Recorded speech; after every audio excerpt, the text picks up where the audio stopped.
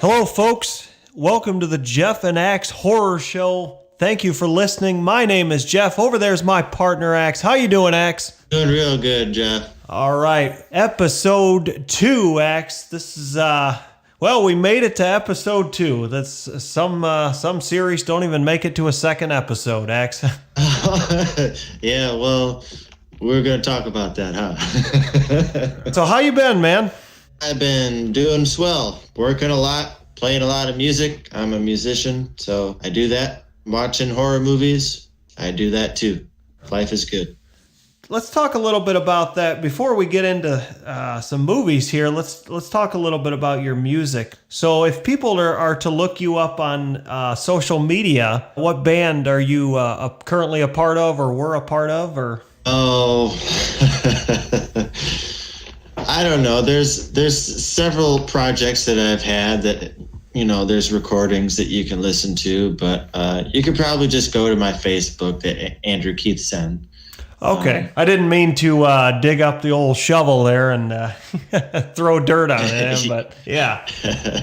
So yeah, actually, I have a new thing coming out right now. I'm calling it Fire Tiger Soundscapes. I play gongs and singing bowls in a tongue drum, and it's more of a meditation style of music, but it's what I'm into recently, and that's going to be coming out soon, so be looking for that. All right. Axe, you know why we're here. Let's talk about movies, and I got some stuff to share with you. Some of the stuff that I watched over the past week here. It's been about a week since we recorded. From 1984, I watched the movie Dreamscape. This is a movie that... Fantastic. Yeah, it features Dennis Quaid. This movie is about this guy that kind of goes into people's dreams. He has the ability to go into people's dreams. He's a psychic, and he's hired to stop an assassination attempt on the president. This is actually the first time I've ever seen this, but man, this is a really good film. It's fucking awesome. It's like one of those hidden gems. Yeah, I checked it out on my Tubi app. I think it was on, and just on a whim, just picked it, because I know you go through this too, but I never fucking know what to watch, and it just looked good, and man, I'm glad I decided to check it out. Yeah, the Cobra monster with the head that extends, that's super cool. Oh, it's so awesome. Yeah, I was actually going to bring that up. That's funny you said that. But yeah, great film from the 80s. I would advise Special effect. Oh, absolutely. I would advise our listeners to definitely check it out if they hadn't checked it out. I feel kind of guilty for not seeing it, until now. But moving on here a little bit. Watched a more recent film from 2018 called The School. It kind of reminded me, Axe, of like a... First of all, let me say this. It wasn't what I was thinking it was. The premise of this is that this lady's kid drowns in an accident, and she's trying to figure out why that happened, because there's this inner meaning that she's kind of sucked into this world of this abandoned school.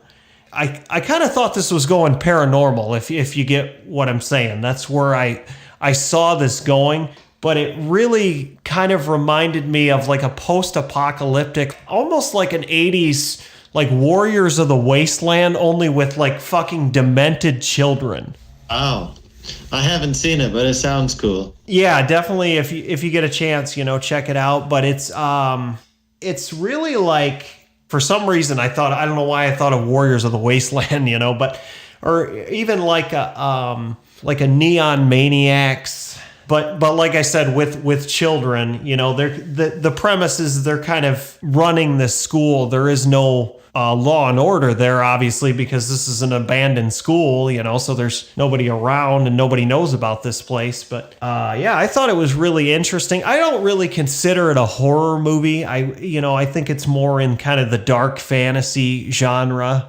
But I definitely recommend it. Highly recommend it. Let's see, moving on here. A couple more things to share with you, Axe, before you tell me what you watched, and then we get to our features this week, which, by the way, for the people that didn't get a chance to check out episode 1, we are doing TROMA Week Part 2, Axe. Yeah, TROMA. Woo. Right. But anyways, From 2004, X, you and I had a little conversation about this last week, but we didn't talk about it on air, so let's talk a little bit about it. But there's a movie from 2004. It's actually a documentary. It's called Something to Scream About. This is a movie that features the prominent scream queens of the horror genre. It's hosted by my personal favorite scream queen, Brink Stevens. And she kind of talks about the ins and outs of the business, and along with Debbie Rochon is in this, and Judith O'Dea from Night of the Living Dead is in this. This is a fantastic documentary. It's really easy to get through, excuse me. And I saw this on one of my Roku channels on the indie. Like the Indie Reel channel or something like that, and couldn't pass it up. And it's, like I said, it's only about an hour, and pretty good stuff. And then I got one more thing to talk about. I'm gonna go ahead and say my favorite scream queen is Dee Wallace. I think out of all of them, Dee Wallace is starred in the most quality movies, some of the most iconic movies. I really think that she's overlooked these days at how much she really contributed to horror. But yeah, Dee Wallace is great. I agree. I mean, I think she's fantastic. It's just, I've always been a Brink Stevens fan, and I think that, some of the movies that she's done, obviously she was in the original, the 80s classic, the Slumber Party Massacre, which is such a landmark film.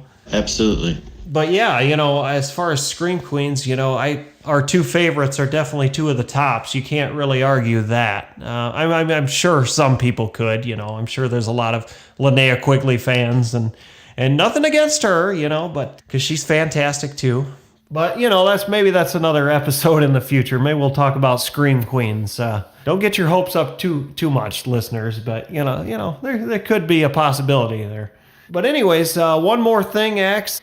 As you know, I'm subscribed to Shudder, and I really enjoy a lot of their original programming. So I guess I got two things. I did start watching the Critters series, the new batch, and I got through the first episode of it, and they kind of come to Earth, and can't remember what it's called, but they can't eat or something, no food allowed or something. Something's the name of the episode, and they're not supposed to eat, and obviously they're fucking critters, so that's all they do. And it's a pretty good first episode. I'm gonna try to finish the series this week, and maybe I'll kind of chime in next week and tell you how I feel about the rest of it. But the first episode really kind of, it got me going. And another thing I really like about it, Axe, is that it's really short.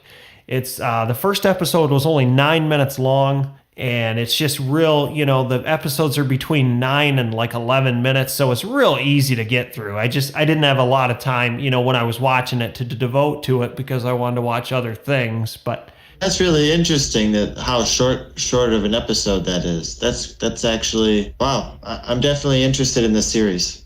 Yeah, you'll have to check it out. It's pretty good stuff, and like I said, I only watched the first episode, but if that's any indication, I think it's going to be a great series. Shudder is putting out some really quality original programming. Some of their original movies are fantastic. The last thing I wanted to talk about before we really get into our features, I wanted to talk about bringing back, if you will, the Last Drive-In with Joe Bob Briggs. And oh yeah, this is a fucking fantastic show. And Joe Bob Briggs, as far as horror host, everybody's got their favorite. As I'm talking to the subject here, the Ghoul passed away a couple weeks ago. And, may he rest in peace. But as we're talking about horror host, I think Joe Bob Briggs is probably the king. Yeah, I'm with you there. He just has, these witty ass one-liners and just not even just one-liners.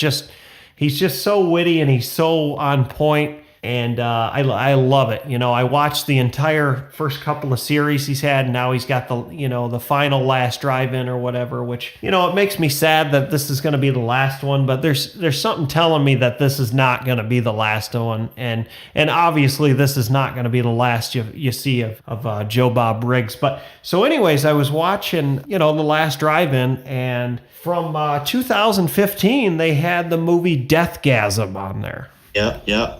Now, correct me if I'm wrong here. Is this Norwegian, Axe? Yeah, I couldn't tell you, to be honest. I remember metal, right? It's about a heavy metal band. Yeah. Is that the right one? Yep. It's about a heavy metal band, and they kind of get a hold of this record. It's similar, obviously not the same premise, but it's similar to The Gate. I just remember a dildo or something. I think there's quite a few of those in there, but there's a lot of there's just a lot of gratuitous sex and just off the wall Satanism and just a lot of fucking just awesome shit in this movie. It's been a while since I've seen this movie. I think I saw it when it first came out, because obviously this was a movie that was direct to video. This was not a theatrical fucking release by any means. But yeah, I enjoyed it. I enjoyed watching it again. I wish I would have stuck around for the double feature, because they were showing the Changeling for the second movie. It's been a long time since I've seen that movie too. For sure. But I didn't have 5.5 hours to devote to Joe Bob Briggs. As much as I love Joe Bob, that's enough is enough. Yeah, I grew up watching Monster Vision. It was on, I don't remember, what was it? It was TNT or USA, one of those networks. I don't remember exactly, but I just remember as a kid growing up watching him, and he was, showing the movies that I wanted to see. So yeah, Joe Bob Briggs is cool. He definitely is. He's a cool guy, and I'd like to meet him sometime. He seems like a guy who'd be a nice guy to just hang out with and drink a beer. He certainly loves his beer. But so what I watched recently. Yeah, let's talk a little bit about that, Axe. What you got? Well, in particular, I went back and rewatched the last Hellraiser sequel called Judgment. It's Paul Taylor playing Pinhead instead of Doug Bradley, which is sad, but times change. And I happen to think that Pinhead is a character that, even though the reason why Doug Bradley was so good is because him and Clive grew up doing theater together, and they had the Doghouse Company in England. They were a great theater company. And so he's got all that theater background to be able to just have that, I don't know, it's like a British dignity in his voice. But, Paul Taylor does pretty good, I think. And I really like the direction that they took it. I feel like they are now using the Scarlet Gospel, which was the last Hellraiser book that Clive Barker wrote, as more of a template, because they've brought in the Christian tropes of hell with Lucifer and Jesus.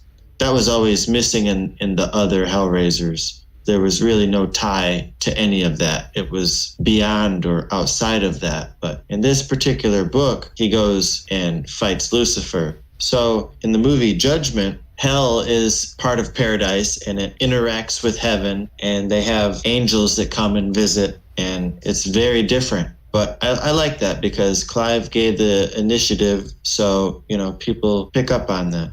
I'm going to say it's probably the third best in the whole series. The first two, I would say, are the best. But after that, out of all of the other sequels, I really like this new one, Judgment, because it's just so dark. It is one of the darkest movies I've seen in a while. I watched it for the first time last year when it came out, and it was great. And a year later, it's still just as great. There's the guy, if you haven't seen it, I'll spoil it for you. But there's a guy that writes down people's confessions. And then there's another dude that eats them and throws it up. And then there's another group that judges whether they're guilty or innocent by washing their hands in the guy's puke.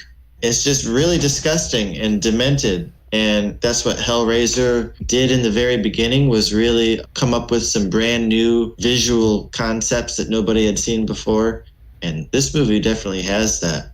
It's a really good sequel. it's interesting that the Cenobites and some of the other characters in the Hellraiser universe are, kind of getting their own backstories. And I think that's extremely important, because obviously things center around Pinhead, but you have a lot of other characters that, their stories kind of need to be told. Yep, Hellraiser graphic novels and comic books did a lot for bringing in other Cenobites and giving them their story. That's what's cool about Hellraiser is that, yeah, you have this main character, Pinhead, but you can make so many sequels without having to even have Pinhead in the movie for 5 minutes or less. So I'm sure they'll keep pumping them out. Oh, I'm sure. Hellraiser's a cash cow, like a lot of horror franchises are, and you've come to kind of expect that. But that's good that they're still, able to make good films, as they're so deep in the series, because, we see that often that after usually the first or second one, they kind of lose it. But I'm glad they're sticking around and they don't want to wear out their, I mean, they've kind of already wore out their welcome, but I'll bring up Doug Bradley again. The same thing happened to him that happened to Robert Englund. In the beginning, I think horror fans, for the most part, usually respect the first two Hellraiser movies as being classics.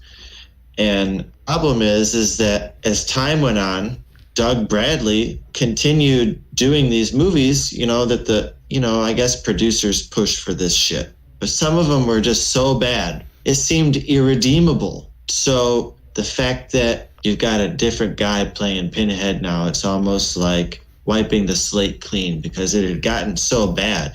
And it's a shame because Doug Bradley is such a good actor that he shouldn't be starring in these shitty ass movies. Like, I don't know what's wrong with the world that a guy like Robert Englund or Doug Bradley has to star in a shitty movie, because they're class A actors and they have huge fan bases. I don't understand how so many people say yes to something.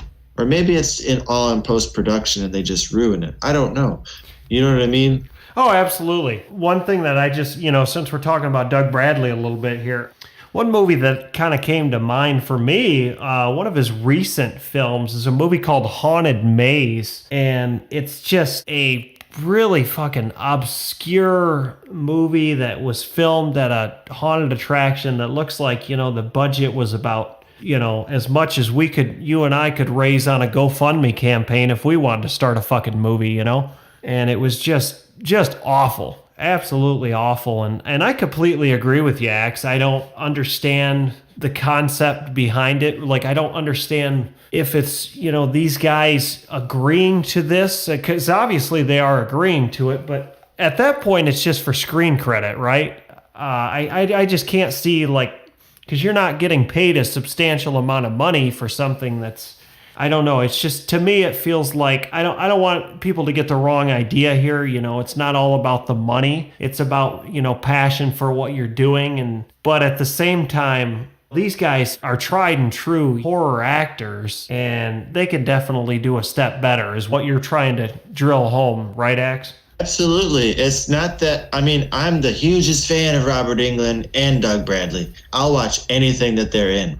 It doesn't matter how bad it is. But the point is that it shouldn't have to be bad. These people shouldn't be that desperate to have to play in these bad movies. And there should be more quality movies being made that require talented actors like Doug Bradley. I completely agree. And you could name a ton, especially Robert Englund. Doug Bradley also, but Robert Englund has done so many movies, and he's a treasure in the horror industry, and everybody in their right mind that knows anything remotely about horror has tremendous amount of respect for Robert Englund. But just some of the stuff, I don't know. And he still gets a good one every now and then. Yeah, absolutely. We were just talking about, the Last Showing was a Robert Englund film that was not too bad. And of course, we also talked about 2001 Maniacs is a great film. I really like Leslie Vernon, Behind the Mask. That was a really good movie. I actually really enjoyed that too. And you know what's funny about that, Axe, is the first time I watched that, I fucking hated that movie. And and then I watched it again and I was like, man, this is a really because sometimes I got to do that with movies, and I'm sure you've done this numerous times. You sometimes actually you got to give a movie a second chance, and that was a good example because you pick up on a lot of stuff the second time you watch it, and I think I've actually seen it since, so I've probably seen it 3 times now, and each time I get something else out of it, and that's what I like about it. It just it has all of those. I mean, the kill scenes are cool. The villain is cool, and then you have all this humor, and it's actually funny. It's not like trying too hard to be funny. It's actually funny, which was refreshing. Yeah, absolutely.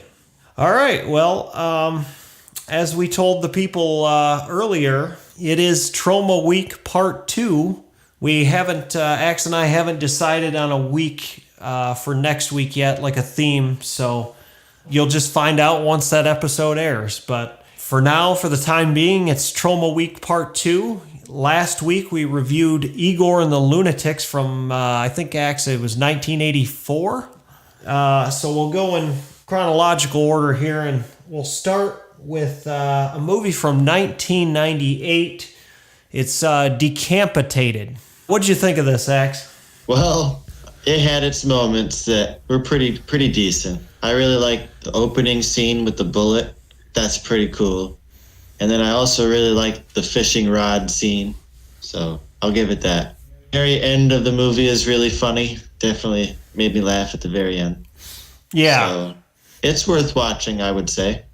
I would definitely agree, Axe. I think it's a pretty okay film. That's what I'll say about it. I don't think it's a knock it out of the park trauma film, but I think it's a pretty decent film and it kind of holds its own. And one thing I will say about this, and I've been thinking about this ever since I watched this. It seems like to me this movie, because out of all the trauma films that I've seen, this is the one that I've really noticed this the most. But it was almost like these actors kind of knew they were going to be in a trauma film, if that makes sense, Axe. Like they didn't actually know, obviously, but it's almost like Lloyd Kaufman was kind of like in the background, like, guys, you need to act like you're in a trauma film, so act really fucking stupid. Right. and they were caricatures, yeah. Yeah, that's exactly right. The acting in parts was just so like over the top. I mean, it got to a point a couple times, where the being over the top, it got a little annoying. But there were also times where it was just fucking hilarious. And, when you're watching a trauma film, that's really important, because you're going to laugh with a trauma film also. But this was a pretty good film. I wouldn't knock it out of the park, as far as trauma, but I did really enjoy the, I think he was the main character, the blonde stoner guy. I thought he was pretty entertaining, and that whole sequence when they're first going on the road trip where he's like, they're at the diner and everything, and he's eating all this food, and he's just stopping quick, and they're all slamming into the back seat, and it was just a fucking hilarious sequence. I enjoyed that aspect of it for sure. The story itself, this is a kind of a story that we've seen a million times. Obviously, it turns out to be a slasher, but it's a goofy type of slasher. And the fact that the killer's wearing, this fishing outfit and he's got waders on. I'm going to let you go first this time, Axe. What, we rate on the blood drop system here. And originally, I wasn't going to do half blood drops, but you kind of fucked that up last week. But so we got to do half blood drops now. So I'm gonna let you go first. What are you giving Decapitated? I'll give I'm gonna give it the same. I'm gonna give it 1.5. He's gonna give it 1.5. Okay, Axe, you're gonna go 1.5. I'm gonna have to agree with you. I'm gonna have to say, we don't always agree on things, and that's great, but we're going to have to agree on this. I'm going to go 1.5 also. I just don't think this movie was, had enough moments in it that really shine for me. But the moments that did, man, it was some good stuff. So I'm gonna stick with 1.5 blood drops. So our next movie X is from 2003. It is Zombiegeddon. What did you think of Zombiegeddon, X? I thought it was the better of the two. I would agree with that. If we're comparing, apples to oranges here, definitely. I would definitely agree with that. Anything with Tom Savini. Yeah, which kind of brings me to a point that I wanted to make about Zombiegeddon. Chris Watson did this film, I think, for a little over $10,000. The cast that he was able to get in this movie, and this kind of goes back to what we were talking about earlier about these well-known actors and actresses doing these really low-budget films. I think Zombiegeddon is a great example because as you mentioned, Tom Savini, the opening scene in this is just fantastic. Tom Savini as Jesus, and he's fucking Brink Stevens. Yeah. But like I said, the cast of this movie was just unbelievable. William Smith, Joe Estevez, Tom Savini, as we said, Brink Stevens, just a lot of people in it. Conrad Brooks is even in this. Yep. So the premise of this story is these two cops, Jeff and Cage, right? There's these corrupt cops, and Brink Stevens is the radio host, and she's kind of telling this story of these corrupt cops that did all this kind of bad shit, and they kind of, get caught up in a zombie apocalypse. I've probably watched this. I used to own this movie. I don't think I own it anymore, but I used to own this movie. So I've watched this movie numerous times, probably 10, 15 times over my lifetime, and I really, really enjoy it. And there's a lot of scenes in this movie that are, I can't help but just really laugh. Like, my favorite scene in this movie acts is where Cage has the group of young punks pulled over, and he just goes hog wild on the car, and he puts his dick up to the car, and and yeah. Oh man, it's fantastic. And he's complaining about not getting fucking grits from Waffle House for like the whole fucking movie. Yeah, that is pretty awesome. For me, this movie, we were talking about it. You got to have titties, and this movie's got it, and so that made me happy.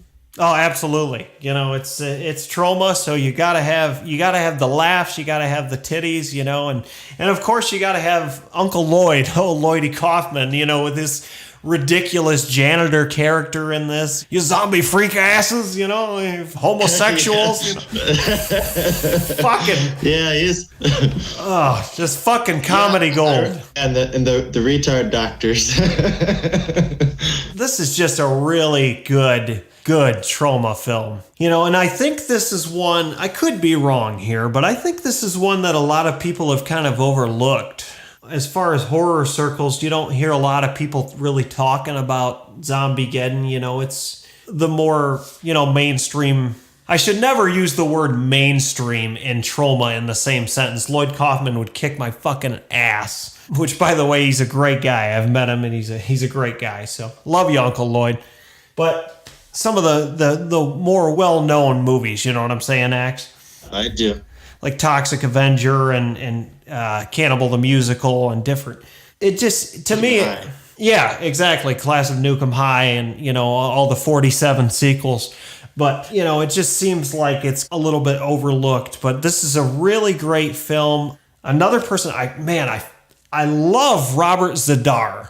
God rest his soul. He's no longer with us, but fantastic in this. And I don't know if you caught this, Axe, but he has a little reference to Maniac Cop. He says something about Matt Cordell in the movie. I didn't catch that. What's funny is that all the times I've watched this film, I had never caught it, and then I just watched it for the review here, and I was like, oh, he said something about, like, when they're arresting, we try not to spoil things on the show here for people, but this movie's been out long enough that a lot of people have seen it. They've had enough time to see this. But where they're arresting Jeff and Cage there, Cage, not Jeff, obviously, but towards the end of the film, and he says he's giving him the shit or whatever, and he says something like, who the fuck do you think you are? Like, you're going all maniac cop on me. Who the fuck do you think you are, Matt Cordell? And it was just like, man, I just really popped for that. But yeah, overall, it's fantastic. This is a really, really good Troma film. And I'll tell you what, I'll start it off this time, Axe, and I'm going to say that, well, let me think here. I'm going to give this a solid 3 blood drops. Zombiegeddon gets a solid 3 blood drops from me. What say you, Axe? 3 sounds good. I'll go with 3. Yeah, I think we, as we said earlier, I think we could definitely agree that it was certainly better than Decapitated, but we're not trying to compare the movies because, they're 2 completely different movies. It's 2 completely different genres. The only similarity is obviously they're both Troma films. But I think Chris Watson did a fantastic job with Zombiegeddon. The fact that he was able to land this many people on that low of a budget. And I remember watching, some of the extras for Zombiegeddon. And I remember him kind of talking to Conrad Brooks. And man, Conrad Brooks is a real goofy guy. Of course, most notably known from Plan 9 from Outer Space, the Ed Wood classic. So that about covers it, Axe. I think we can wrap Troma Week up. Next week, we can move on to something else. With that being said, folks, my name is Jeff. Last I checked, my partner, Axe. And you've been listening to the Jeff and Axe Horror Show. Thank you very much for listening. We'll catch you on the flip side.